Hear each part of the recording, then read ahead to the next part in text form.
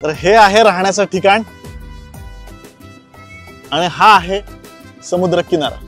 कुठे आणि कसं जायचं? सगळ्यात आधी तुम्हाला मी जिथे राहतोय ते ठिकाण आणि तिथे जाणारा रस्ता दाखवायचा, त्यानंतर बाकी सगळ्या गोष्टी माहिती आपण नंतर बोलूया। चला माझ्या मागे।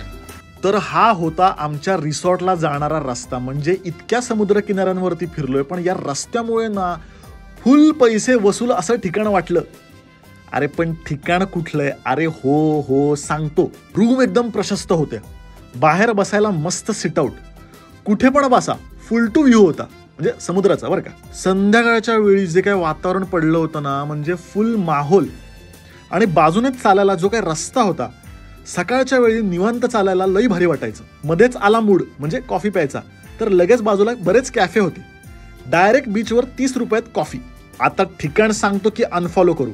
ओके, तर हे ठिकाण होतं केरळमधलं वर्कला, जे तिरुवनंतपुरम पासून 1 तासाच्या अंतरावरती आहे।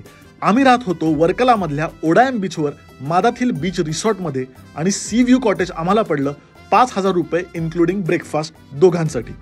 वर्कलाचा संपूर्ण व्हिडिओ सुकीर्त जी YouTube चॅनलवर बघू शकता, सगळी माहिती मिळेल।